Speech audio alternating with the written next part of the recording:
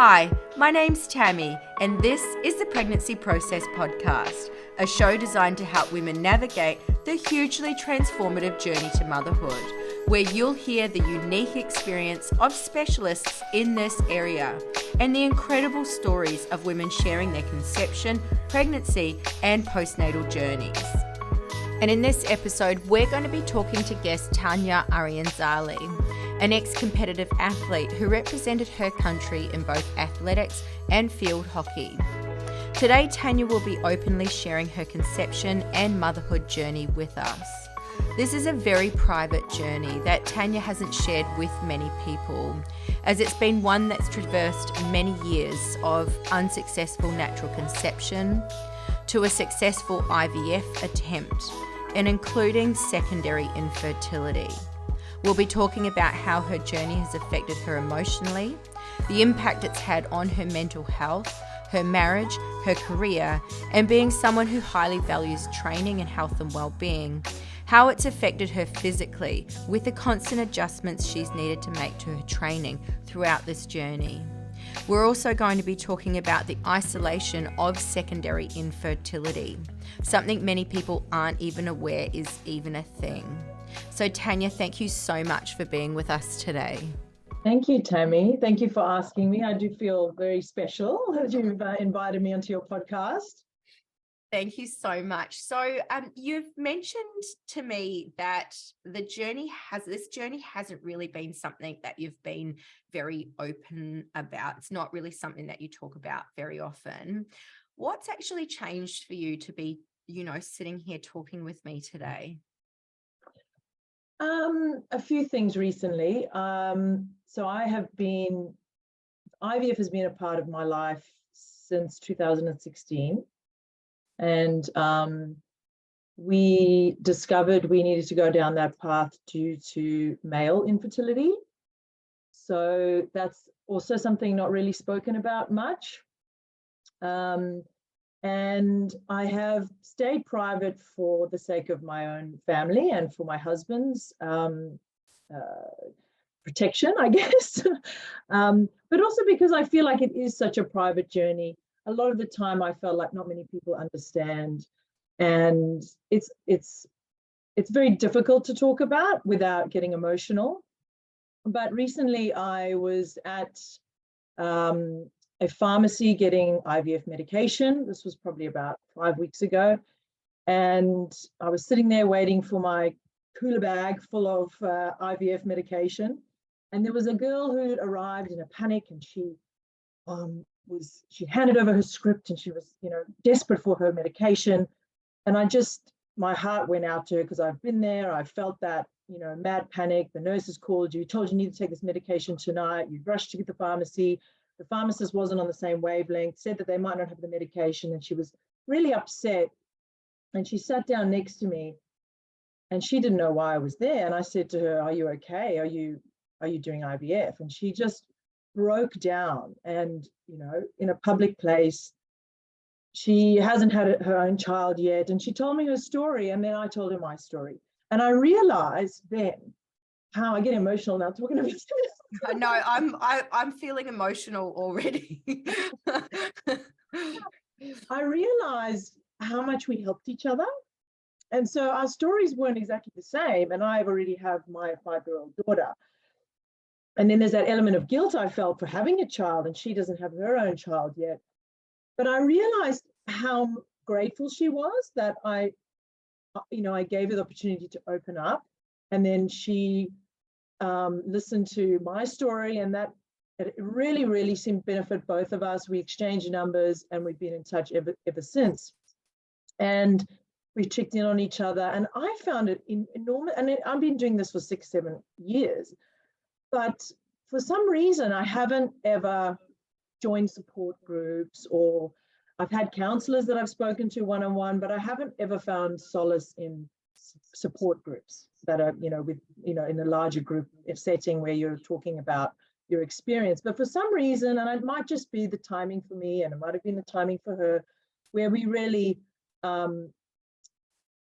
seemed to find, we were both in tears by the end of the conversation, we both seemed to really find comfort in one another's story.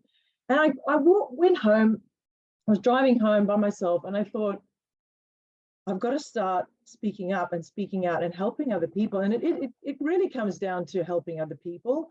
And then as well, speaking about it uncovers the shadow, right? They say shine light and onto the shadows to help the process of recovery, because I'm at a stage now where I may have to accept that I might not have another child, and what's my life going to look like. So yeah, I think it's the realization that it's my turn now to start helping others, and in turn hopefully it will help me sort of become less sensitive to the whole thing in my life, because it almost becomes who you are. This IVF process, it can take it's like a weed. it takes over everything, and it becomes who you are, which I feel like is really sad in some respects. And then my IVF journey prior to having my first child, and my IVF journey now with the secondary infertility issue, two totally different experiences for me. So hopefully I can help people in both of those periods of their life, or the periods of their IVF journey. I mean, from what I know, and for those of you who don't know, I trained Tanja through her pregnancy with her first child. Are we allowed to use her name? Yes. And I mean, Tanja is such a magnetic personality that just draws people to her. So the fact that, I feel you're in this place, that you're now ready to help others, I just know that because of the type of person that you are, people are going to be drawn to you. They're going to be drawn to your story. And I know that by you, shining a light on the shadows that you've been dealing with, and using that to help heal, and talking about it and using that process to help heal yourself, I know without a doubt it will be helping others. So, because I just know the type of person you are. So I think you going through this process is amazing.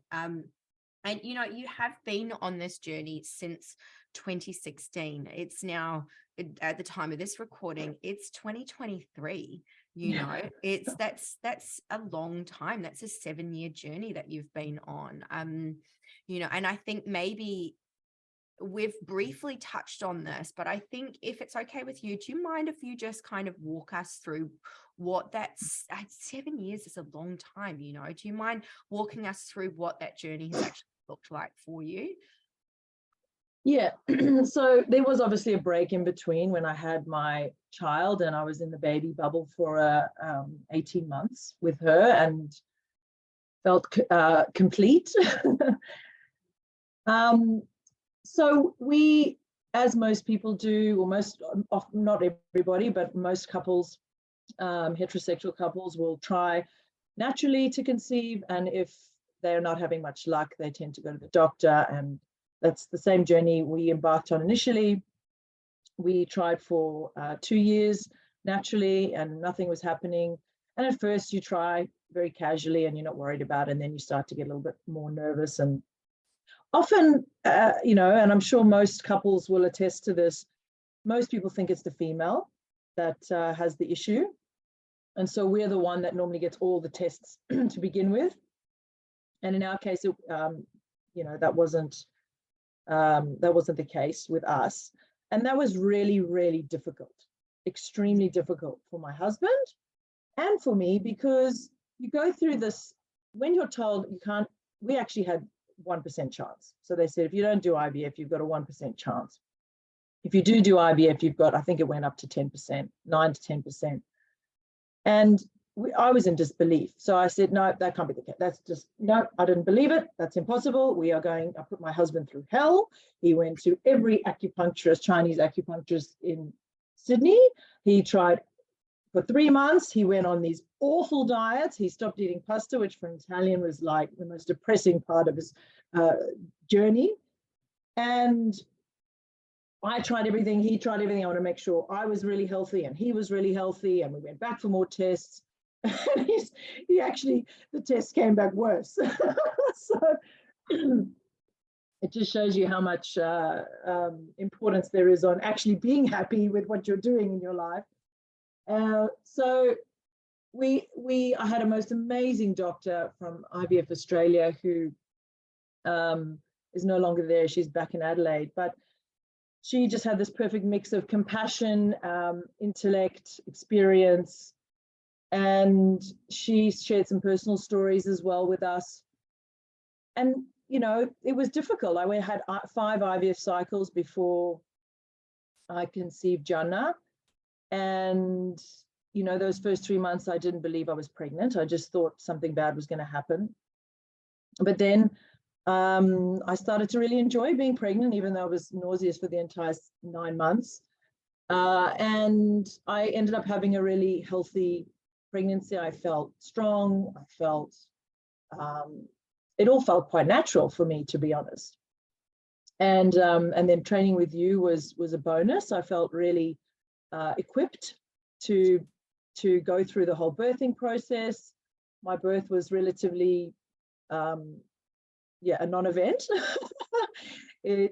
She was born and she was, you know, perfect. And yeah, like I said before, we were in this baby bubble for a really long time. And I embraced all of those changes during pregnancy. I know for some women it is much more difficult. So I felt very blessed that for me, I didn't struggle with, I did actually have gestational diabetes, which is very interesting for someone so healthy, which apparently is something I may have inherited through the family. But otherwise, I felt really, really strong and fit and happy and healthy throughout my pregnancy. And then and also as a new mum, I felt a lot of things came naturally to me. Of course, it's hard. Of course, there's lack of sleep. I didn't have any family here with me. My mum is suffering with quite severe osteoporosis back in Zimbabwe. So she was on her third or fourth back operation when I was due. So she couldn't come to be with me. So, it can be a little bit of a lonely journey for some people, but I was just so grateful and so happy that after all we've been through with IVF and, you know, like you said before, having the hope and then the disappointment and the hope and the disappointment, having her just felt like the best thing that ever had happened to me. And when she was about 18 months, we decided it was time to start trying again. And I went to a different doctor this time because my original doctor had moved to a different city. And it's just been a completely different journey. So I've unfortunately I've lost 2 babies quite far along or unborn babies quite far along in the process, 14 weeks. I've had a blighted ovum, which I'd never ever heard of before, which some of your clients may have also experienced. It's apparently quite common. So this is when the baby stops growing, but the placenta continues to grow and you feel pregnant and you're nauseous and you might even be vomiting. You might even be starting to grow, especially if it's your second pregnancy, and you go for your scan and there's nothing there. So there's a beautiful growing placenta, but there's nothing inside. So, you know, these are really traumatic experiences for women, because you might be sitting on getting an internal ultrasound, looking at a screen, and there's just this big black hole. There's nothing there, and you can't hear anything, you can't see anything, and doctor might be dinging around looking for something, and there's nothing there. And then you're going to get another ultrasound to confirm it. And that whole cycle of disbelief, you know, grief, that cycle, disappointment, and then you somehow flip back into hope again and try again. And I've really, really struggled. I'll be honest. I've really, really struggled the second time round. I felt very isolated. I felt very weak. And I felt really bitter at times about the whole thing. And I think in some parts of that journey, I've inflicted the isolation upon myself. I've brought walls up, excluded myself from certain social events. You may call that protection. And unfortunately, I'm still in that cycle as we speak. So I just had another really disappointing, probably the worst egg collection I've ever had. And now as I'm aging, my eggs are not as good. And so we're dealing with a double whammy there, and we're both getting older. And yeah, so the last 4 years trying for a second child have been tricky, because for many, many reasons. You have this vision in your mind of what your family is going to look like. You want to provide a sibling for your child. And I have Gia asking me quite often, when am I having a brother or sister? She's actually come with me to a lot of my appointments. I'm very open and honest with her about everything that's happening. I think she now thinks this is how you have a baby. You know, that you have to go and get blood tests every second day and inject your stomach. And, you know, there's a lot of people do say things, they might be trying to help, but it feels insensitive. It obviously can affect your marriage, because a lot of things have to change. You can't plan holidays. There's a lot of things that you have to adjust in your life. But in saying that, I've had Gia. So although I'm going through a lot of the roller coaster of emotions trying to have a second child, I feel blessed that I still have one, and I do still find so much joy, and you know, there's this pride, and there's all of these beautiful emotions I have having Gia, and so she makes it easier for me going through all of this. And so, you know, you may ask me, okay, well, how are you coping? And of course, there's self-care things that you can implement. But that can be also very, very tricky if you're busy and you have a child already. So for me, I find the gift of having her, and you know, you can't be serious with a child. You have to, you know, every day brings new, beautiful, hilarious moments that you can't help but being present with. And so I know that if I didn't have that, it would be much, much harder for me. And so for women on this journey that are still trying to have their first, I feel I understand where they are, and I feel even more. I feel their grief. I really do feel their grief, because I do have moments of many moments during the day of utter joy, where I completely forget about what's going on. I can completely forget about the IVF and that journey and that pain when I'm with Gia. No, and you know, it's interesting, because when you talk about the grief of this process, and I know that I've spoken about this in previous videos, but you know, as a society, I think when it comes to the loss of unborn children, there's really no frameworks to help families go through that. Whereas if you think of the other frameworks that we have, we've got ceremonies around death for people that have lived full lives, yet there's no ceremony whatsoever around the loss of a life not even started yet. And I think that's something that I personally think that's something that needs to change. And I think as a society, there's so much it's almost shrouded in privacy, because there are so many emotions that surround that of, you know, there's shame and there's guilt and there's so much privacy around it. And I think there is no way of openly grieving that. Whereas, you know, if someone has lived a full life, we all go and we celebrate that life, as opposed to, so, you know, my heart just goes out to women that go through that. And I personally think that that's something that does need to change, the privacy around that. But in talking about that, I mean, you have mentioned that, you know, some people try to do the right thing, or that you've shut yourself off a little bit. And I do understand that, because I can imagine that, like people who don't go through this process or whose lives haven't been touched by this process, they don't really understand what it is that you're going through. I mean, is there anything that you can say to help them understand what that process actually looks like for you, so they can be, I guess, more compassionate and a little less, I guess, ignorant, if you know what I mean? Yeah, it's interesting. I think never say to a woman going through IVF that you just need to relax. That's one thing you never ever say to a woman going through IVF.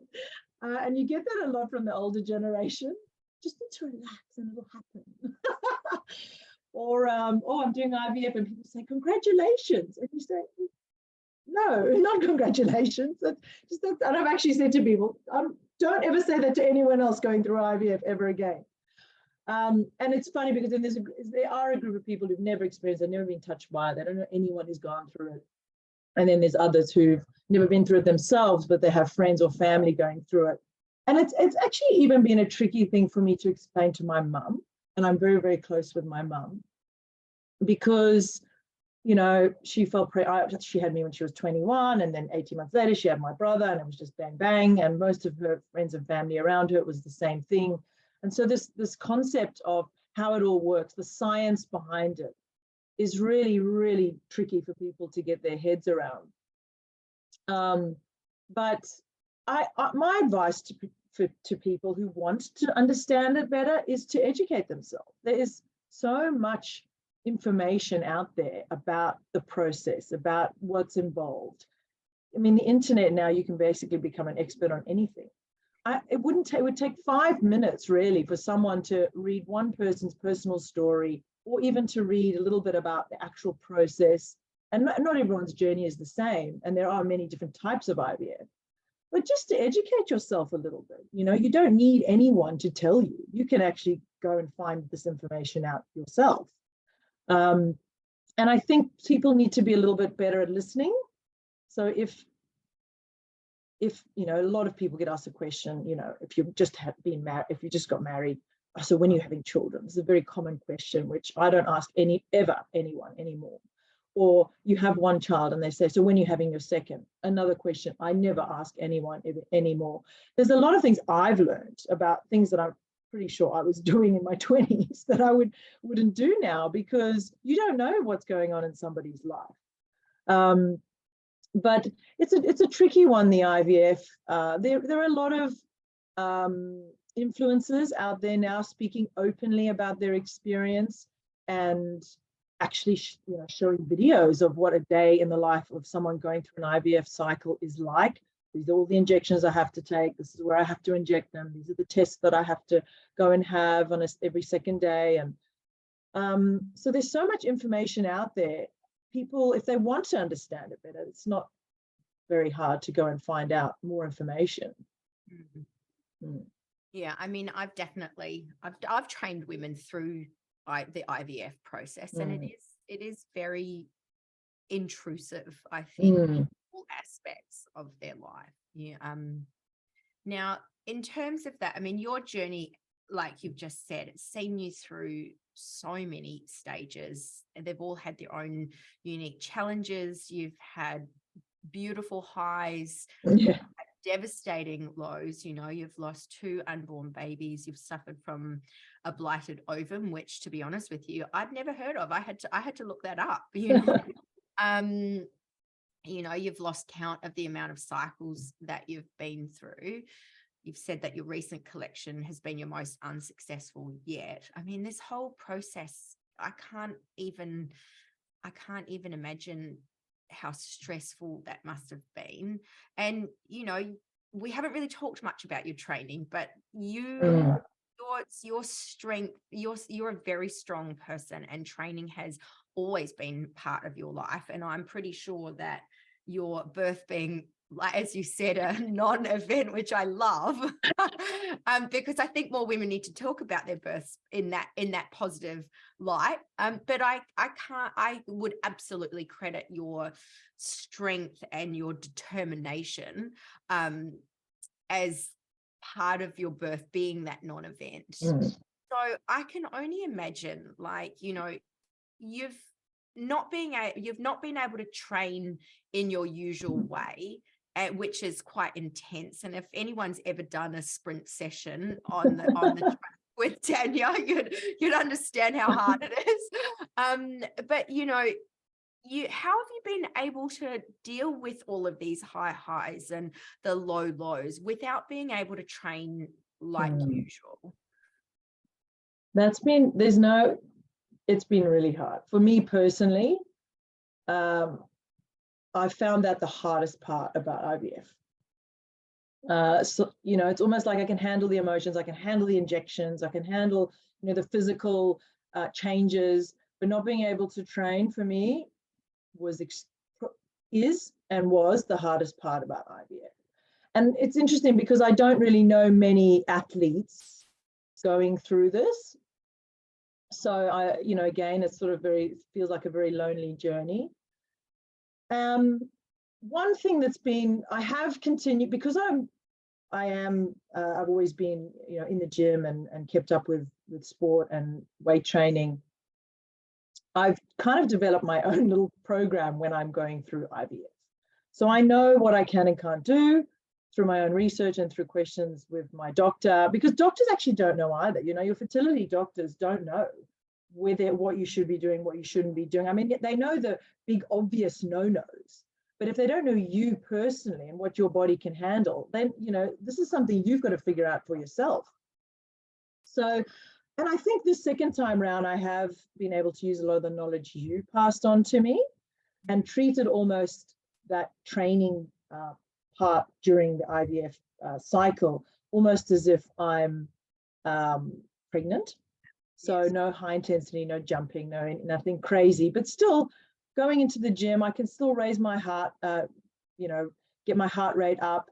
I can still do some stuff that I really, really enjoy and push myself in certain areas. So I can't sprint, which is the biggest pill to swallow. But this time round, what I've actually done, and I train with Roger February, who you used to train with as well. He's been really understanding of me kind of coming and going, which is very unlike him. It's sort of you're either all in or there's no sitting on the fence. But knowing my situation, he's been pretty happy for me to come and go as my, IVF journey has allowed me to. But I've also, there's a beautiful young group of teenagers in the squad at the moment. And they're extremely driven and they remind me of myself when I was their age. A lot of them are very talented. And so I actually do sometimes every Thursday, I always go to the track, no matter what's happening, whether I'm able to sprint, whether I'm not able to sprint. I do a core session with everybody if they're there early. And I take my daughter with me and I train her. She's only 5.5, but she loves the track and I train her. And sometimes she just does the sand pit, the long jump pit, but that's okay. And so I'm still surrounded by it. I'm involved in it. I can still coach from the sidelines. Sometimes it makes it harder because I so badly want to be on the track and I can't. But in a way, it just keeps me still involved. And again, this comes back to helping others. And I feel like that youth between the ages of 12 and 16, especially the girls, they really need some type of, or they need different kinds of role models, and different role models for different things.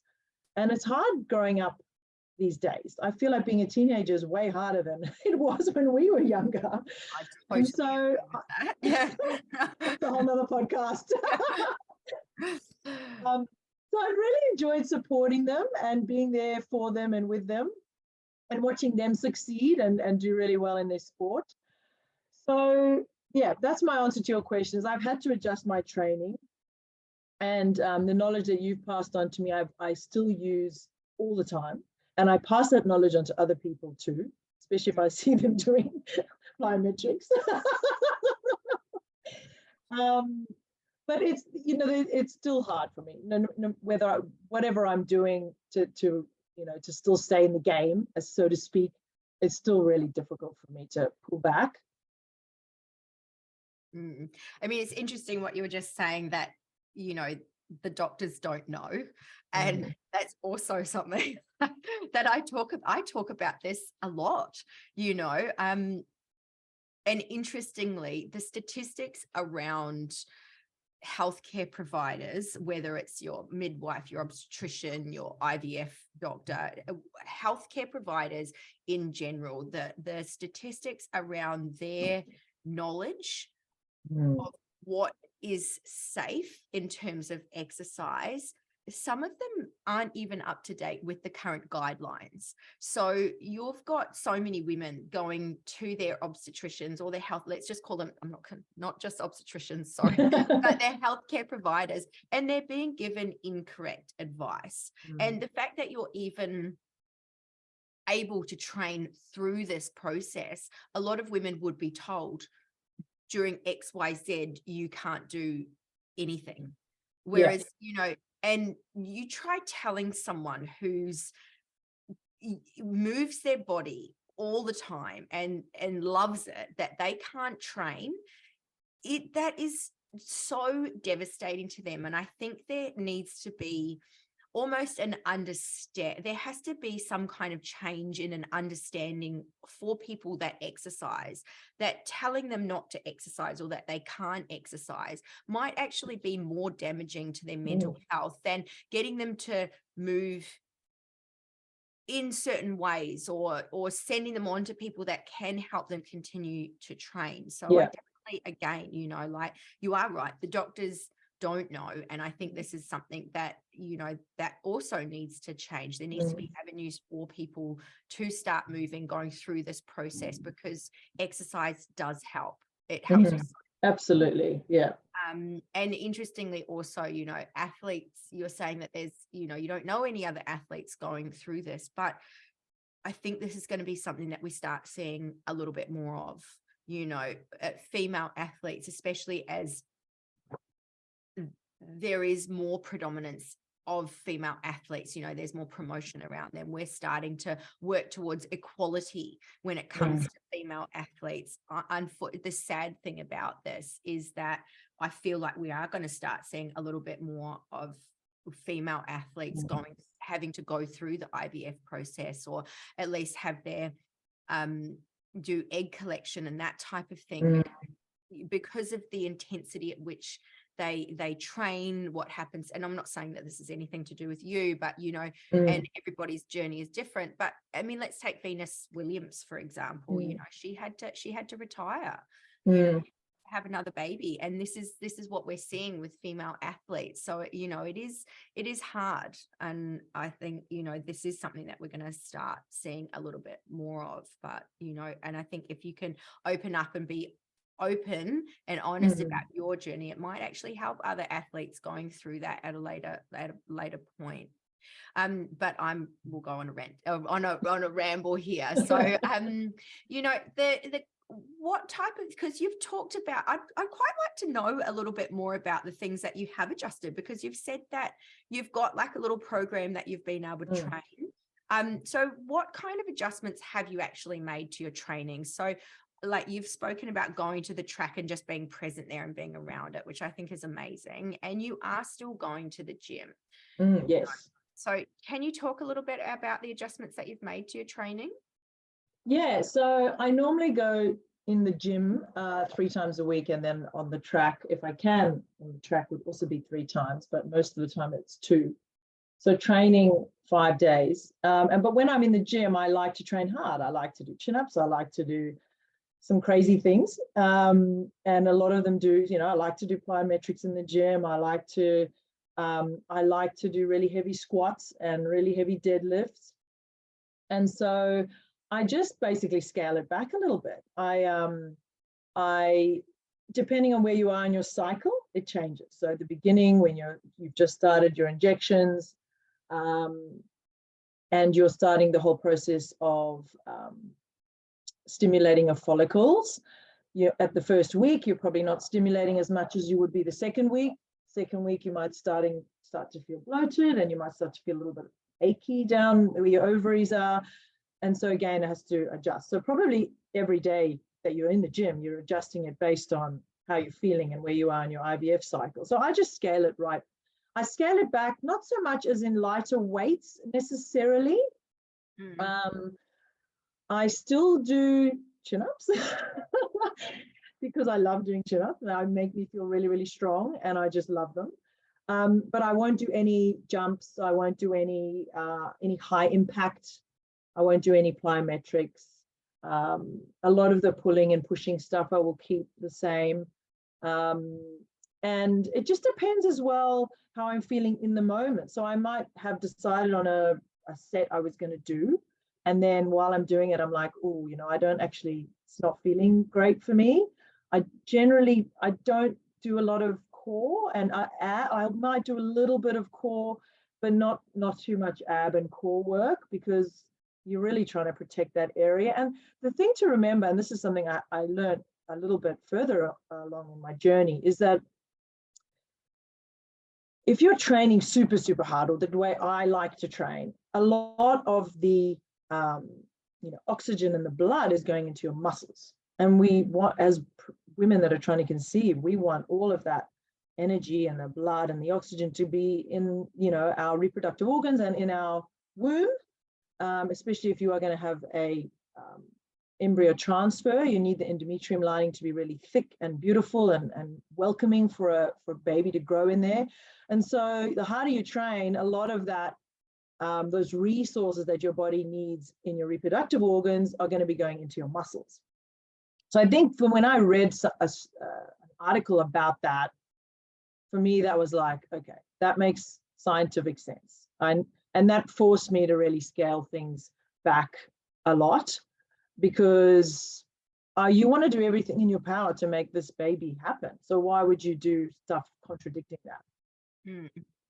So yeah, it's hard. You have to find other mental, if you are someone that suffers with mental health, which I have suffered with depression in the past, and a little bit of anxiety as well. This prior to my pregnancy and IVF journey. But it is always in the back of your mind. Of course, you think you want to stay healthy in the mind when you are going through some tough periods of your life. And for a lot of people, that is exercise. So I try, and walking is really not something I like to do. I mean, I do it because in Sydney, there's some beautiful places to walk. But I look at it in a different way when I'm going through IVF. I'm like, you know what? You walking for an hour in a beautiful part of Sydney is also a way to, you're away from the stresses of your life, you're away from your phone, you're away from your laptop, and you can just, whether you're doing it by yourself or with your partner, your head's up, you're breathing in fresh air. And so I have to like reframe the whole walking thing. So I do a lot more walking as well. And before I had Gia, I just used to do a lot of swimming. I haven't done a lot of swimming, and this secondary having the secondary infertility journey, but I did do a lot of swimming as well. Yeah.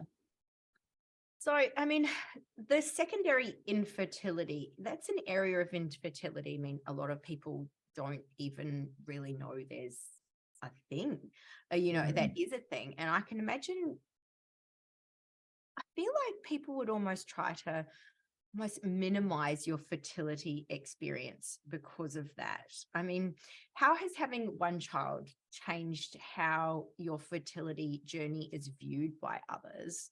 And I mean, how has it changed how you view your own fertility journey?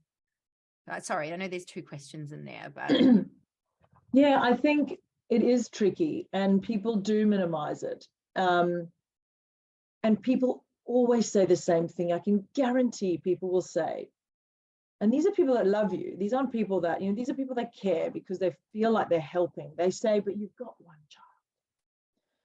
And she's beautiful, and she's amazing, she's perfect. And so, just be grateful for what you've got. And, I get that often. And at first I used to take it on board and be like, yes, Tanja, you should be grateful. And it's bad to feel, you shouldn't be feeling the way you're feeling. And you berate yourself because you think, well, who am I to now demand that I have a second child when I have one beautiful child, which some people don't even have one child. And then you start to feel guilt. and the guilt compounds. And then this is sort of the period when I started to isolate myself a bit more, and I talked less about it, and I used to avoid some social functions because I couldn't hear that comment anymore. It was almost like if I was to hear it one more time, I would explode. And then I did start probably looking more on social media at other people going through secondary infertility, and every single post or story that I would read validated how I was feeling. I was like, you know what? It's okay how I'm feeling. It's okay to want a second child. It's okay to still absolutely adore your first child and feel eternally grateful for your first child, but still yearn for a second child. And so I've even forgotten the question you asked me. No, I mean, you are answering it really. Yeah, so it has been really, really tricky, and a lot of people don't get it. And it's offensive when someone with 3, 4, 5 children tells me to just be grateful for one. And you do get sensitive around it, and maybe ultra sensitive. And I feel my husband's coped better with this than I have. It's almost like he takes on that advice and he really actually implements it. Whereas I can't, and I struggle. I struggle to not to really tell people how it is. Be like, well, actually, this is what I've been going through, and this is what this is how I feel. So yeah, I think it's for some women, their first child they had really easy, and their men have had to go through IVF. They might have just fallen pregnant really quickly and easily, and now it's a real struggle for them to have their second, and the age gap's getting bigger and bigger between your first child, and you feel like time's running out. And for me, I'll be 41 in January, and there's that, it's almost, I remember a counselor saying to me, because I kept repeating this, I'm turning 40, when, last year I kept saying, I'm turning 40, like this mad panic. If I don't have a baby, if I don't have a baby when I'm 40, like it's all over. And I remember her saying to me, Tanja, the day you turn 40, you're not going to like lose all your eggs. You're not going to, your body's not just going to completely do a 360 and you become totally incapable of having a healthy child. And I remember thinking, she's so right. I had created this timeline in my head that 40 was it. And, if I didn't have a child, and there's women having, children in their mid 40s. I didn't care about that. I was like, this is when I want to have a child, and I don't want to be an old mom, and all these, restrictions that I was putting on myself, which have since changed. But for most people, the age gap's getting bigger. You're getting older. You feel like every day not doing something about it and not feeling a little bit in control of that process, that it's like a day lost. And I don't think there's really any way to make people feel better about that, except that, you have to just take a day at a time. And I'm not really very good at that. And my mum used to say it to me all the time, day at a time. My mum and I are opposites, by the way, and that's why we get on so well. It's take it a day at a time. But with IVF, very much is like that, especially when you're going through a cycle, and every day is different, and every cycle is different. You could have taken exactly the same medication 10 times, but had 10 different outcomes. So yeah, that's when you really just have to do the things that make you feel better, and whatever that is, that's different for everybody. So let's talk about this a little bit. I mean, and I know that you've talked about hope with me before. You've talked about hope on here just before. I personally, hope can be such a double-edged sword. Like when you want something so bad and you've got like the hope that it's all going to work out, and when it doesn't work out, it can be crushing. But it doesn't matter how crushed you are, you've still got that hope in the back of your mind that like it's still going to work out, if you know what I mean. So and I'm sure that, I don't know, like that hope does kind of fuel a bit of anxiety.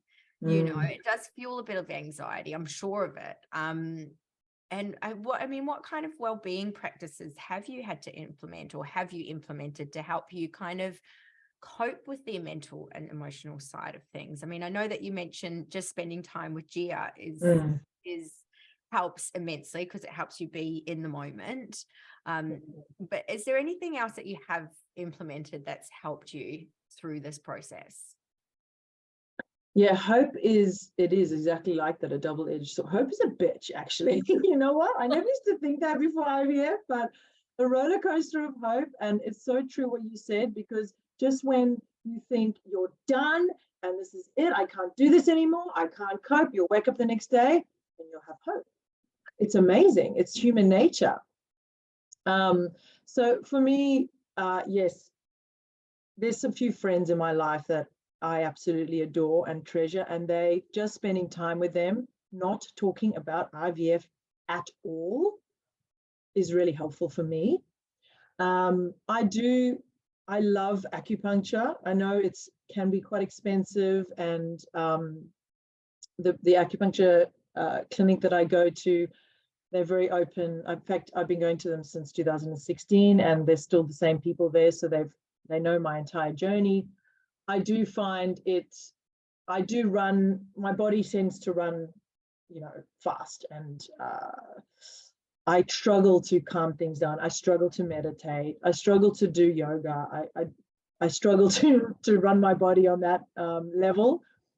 Acupuncture forces me to, but of course I've been really very kindly educated about acupuncture and Chinese medicine with this at this clinic with the beautiful ladies there. So acupuncture has helped me from a practical perspective, and talking about it with them as well. Not talking about it and just being myself and being almost like the old Tanja with some friends that know what I'm going through and know that I don't need to talk about it all the time is really, really helpful. I do see a counselor every now and again, not often, but it's almost like a little bit of a reset, seeing a specific IVF counselor. So that's the only counselors I've seen have been purely for IVF, and so they've dealt with a lot of women who've gone through that roller coaster of hope and disappointment. But I also have walked away from some of those sessions feeling quite angry. But I think for me personally, it's been Gia. Kids really force you to stop and smell the roses, which you, as an adult, you stop doing. And so I do. So Gia comes with me to. She's come with me to the gym. I used to go to just a local gym around the corner. When all the COVID situation was really bad, and it was a really just a family inviting gym. And my daughter used to come with me, and she comes with me to the track. And sometimes I exercise at home and she exercises with me. And I actually find that really makes me happy. And yeah, I can't think of any other things that there probably are other things that I've done to help me through that. I think for anyone going through IVF and has had many, many cycles, and they've probably been told this by other people, is to sometimes just have a break from it all.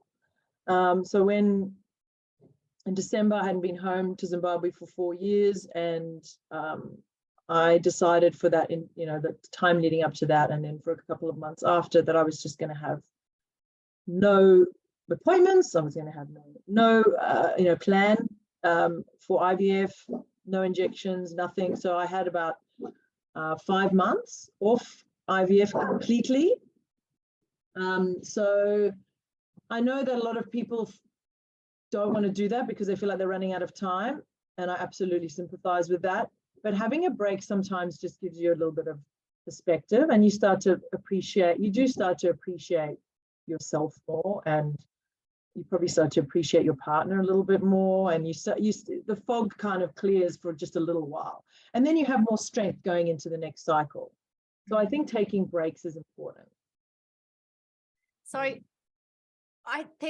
This question has been on the back of my mind because I'd quite like to get your perspective on it. And there always seems to be that kind of IVF warrior kind of archetype, if you know what I mean.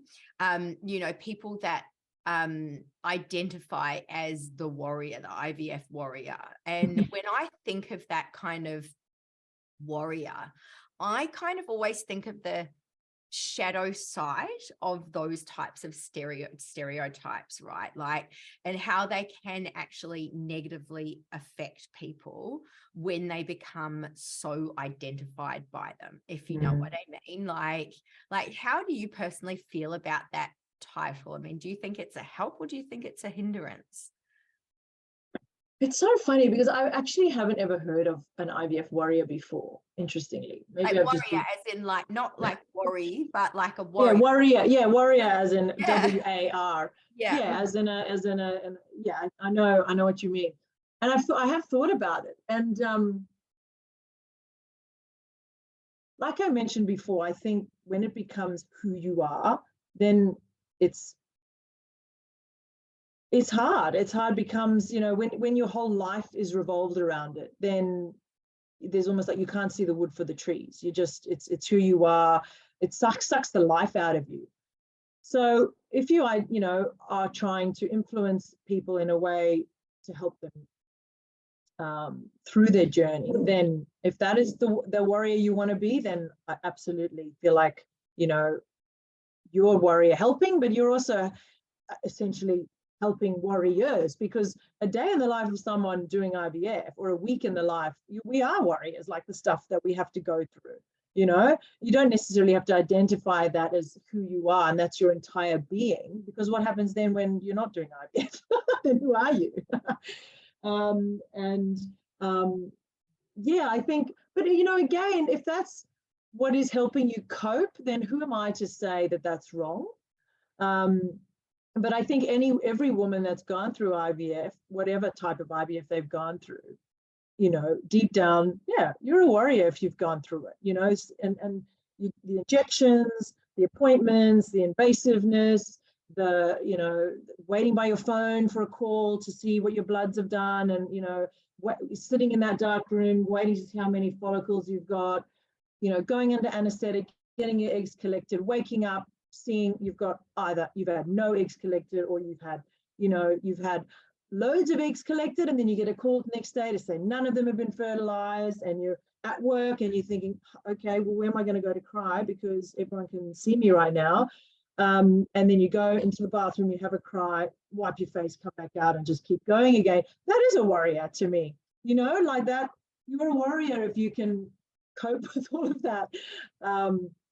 It's hard, it's difficult, and a lot of people don't know when you're going through IVF. And so the cycle I've just done was a little bit longer than normal, and no one really knew I was doing it. So my husband obviously knew, and my mum knew, but none of my extended family knew, and none of my friends really knew. I just jumped into it and got started, and it was like, here we go again. And so all of those things I just explained to you, the phone calls and the egg collections and the hope and the disappointment when it comes to fertilization, you're speaking to a scientist, you're speaking to a doctor, and then a nurse, and then a scientist, and then an anesthetist, and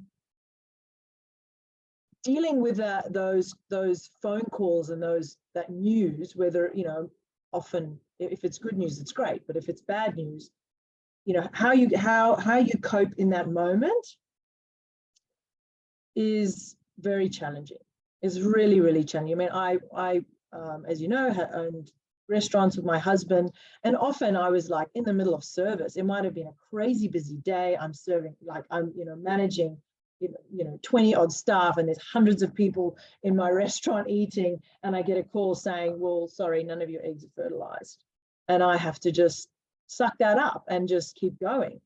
And I'm sure there's, other women there that have, in other, difficult professions, that have had to just cop it on the chin and keep going. And the same as if you have one child and you've heard that news, and you don't, I mean, it's okay for them to see you sad, but you still feel like you have to be strong for them. So yeah, I feel at IVF, people going through IVF, we are warriors.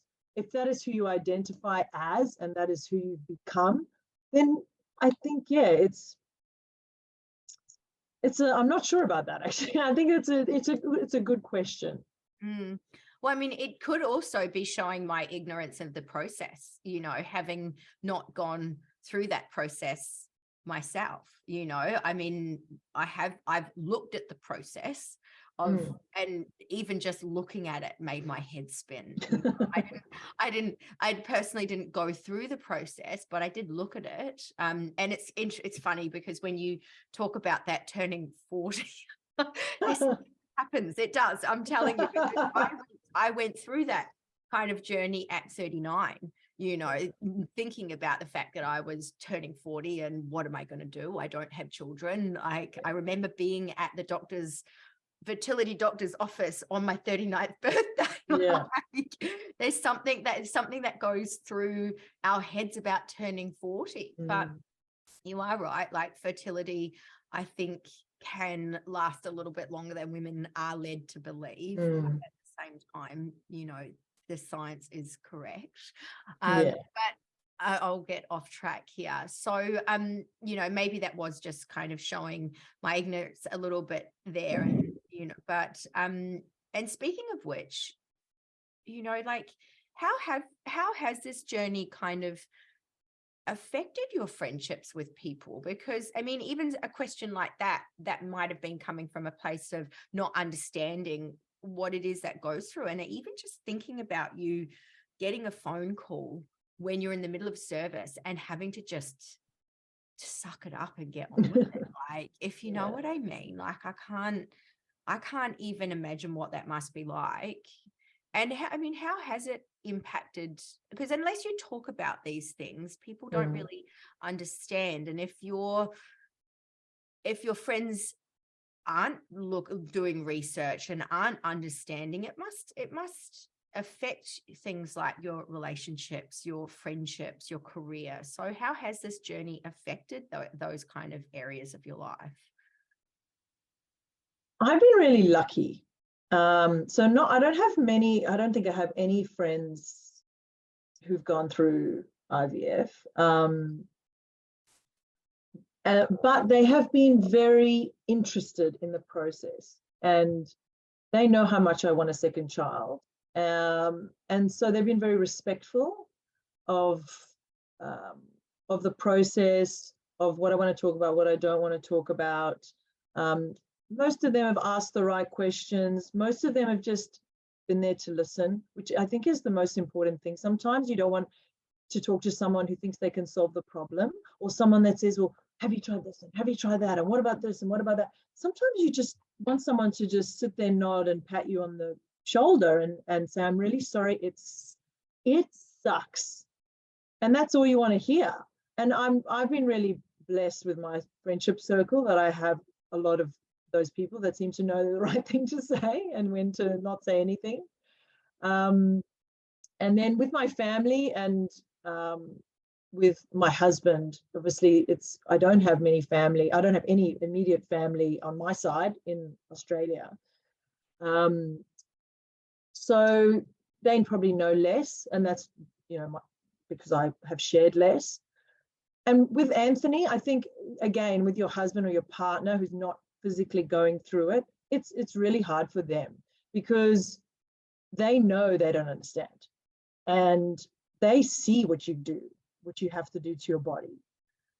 It's almost like they want to go through it for you, but they can't. And so they feel powerless and they feel helpless, and they don't sometimes know what to do and to say, especially for, I mean, I think I would feel the same way. And so it's funny with Anthony, my husband's not the best talker, so we don't talk about it much, but I know that whatever I need, whenever I need it, however I need it, he's got my back. And sometimes that's also all you need to know. So I think I've been really lucky and blessed with my friendship circle, and My relationship is strong. So you are going through it together, not alone. Yeah, so I think I've just been really lucky there. Mm-hmm. Yeah. I mean, I think we've have actually, I can't believe this. We've been talking for quite a while. Like I'm so like I I've got a lot of emotions going inside of me right now. And I'm like so invested in this conversation. It's been so good. But have you got any advice for other women going through the IVF process? Yeah, I think for me, what really helped me was taking breaks. When I felt like it was getting all too much and I felt consumed and I felt like I was close to tears every second of the day. You wake up and you feel down and you go to bed and you dream about it. For me, that was a sign to have a little break. And it's hard to have a break. It's really hard to have a break. And in fact, it's harder to stop than it is to keep going, because stopping, especially in the phase I'm at now, where stopping me potentially could mean stopping for good. That means I have to sit with this and really accept, okay, this is it. This is not going to happen for me. And I actually don't feel like I'm strong enough to do that yet.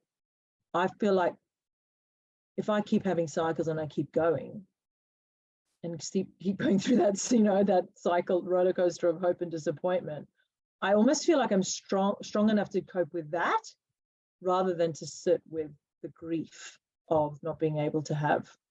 And it may be the case for some women, that having a break means well, does that mean I'm giving up? Does that mean I'm soft? Does that mean I'm weak? I don't think so. I think having the break is one of the best, and it might just be a month. It might just be, a short break. But I think those breaks are really, really important for when you're going through IUI, IVF. Yeah. Mm-hmm. Yeah. And what you said before about like this stopping means that you then have to process the actual grief and the cycle of hope, and it's like such a fine balance, and I guess how anyone traverses that is so individual, because it's such a balance. It's like you're on a tightrope, and you've got hope on one side, and then you've got the other side of the hope, and it's I mean, my heart has just gone out to you throughout this whole conversation. And I think, there's so much that you've said that even I can think about things that have happened in my own life. And I wonder whether my responses to them have been coming from a place of grief, of not, even though on this, like, how do I say this? I feel maybe my responses to certain things that have happened in my own life have come from that place of hope, where even though maybe on the surface I say that I've accepted not having children, but then certain things happen, and maybe the level of grief that I feel for them and the level of hope that I had for them is more coming from a place of grieving the potential and grieving the loss of that potential. I don't know if that makes sense. And I know I'm probably not being very clear, but, this conversation has obviously kind of brought a lot of things up to the surface for me as well. So thank you so much for being so open and raw and vulnerable today, because I think it's something that all women, irrespective of their stories, I think it's something that no woman's lives is untouched by this, irrespective of, whether they're childless by choice, irrespective of whether they have a tribe of children. I think the question of motherhood, no woman actually gets out of that unscathed almost. Yeah. If you know what I mean, which is why I think this is one of the reasons why I'm so inspired about this podcast, because every single woman has her story, and whether her story is I decided not to have children, or whether I've got a tribe of children, and every single person through that spectrum, Yeah. sorry, I think, has a story. And I think being open about that is really important. So thank you so much. Yeah. And before we fully wrap up today, there is one last question that I'd like to ask you. And that is what's the one thing that you wish women knew before having a baby? I want to tell all women before that, prior to them having a baby, that you don't realize how strong you actually are. And I feel like there's and that can be in so many different aspects about being a mum, and then all through the journey of your child being a newborn up until it leaves home. It's almost like when we fall pregnant, we have this strength that was never there before, and we seem to be able to find it. And I feel like every woman should know that, because there's a lot of fear around having, children, whether we're going to do the right thing, and are we going to be, my brother was absolutely terrified of having kids because he felt like he wasn't going to be a good dad for some reason. And I just want to give people it's a fact. Like, you find this amazing inner strength, and it's a different kind of strength. It's not strength for yourself, and it's not physical strength. It's just this almost, well, for women, it's a maternal strength. And I think if every woman goes into that feeling like you'll find the strength, even when you're tired, even when you're feeling intolerant, even when you're feeling sad, somehow you just manage to work it all out. And I think that new mums, they don't know that yet. They don't know that they have that inner strength. So it's more of a reassurance than anything. Yeah. It's like that untapped well that just never seems to run dry. Interesting, because I have had other mums talk to me about that. Like, it's almost like this alternate energy source that they never even knew existed before they had children. And when you think you really have nothing more to give, there just seems to be this well that just they can continue to draw from. So yeah, that's amazing. All right, thank you so much for talking to me today, Tanja. Thank you, Tammy. I really loved our conversation, and I feel that any woman whose life is touched by you in some way, and any woman whose journey can be helped by you in some way, is going to leave there a lot stronger than when they found you. So I really hope that somehow our conversation starts women connecting with you, and your journey helps you connect with other women so you can help them a little bit further in their own journey. So thank you for sharing. And if you're hearing this message, I want to say a huge thank you, because it means that you've listened to this entire episode. Of course, if you have any questions about the things that we covered in this episode, or want to know more about me or my other projects, you can find me on YouTube and Instagram at The Pregnancy Process. For those currently in their conception or pregnancy journey, you can actually apply to join my complimentary but private community, the Preggy Training Crew. And you'll find my community application and social media links in the episode description. And of course, if you enjoyed this episode, I absolutely encourage you to share it with other women just like you. And I look forward to seeing you in the next episode.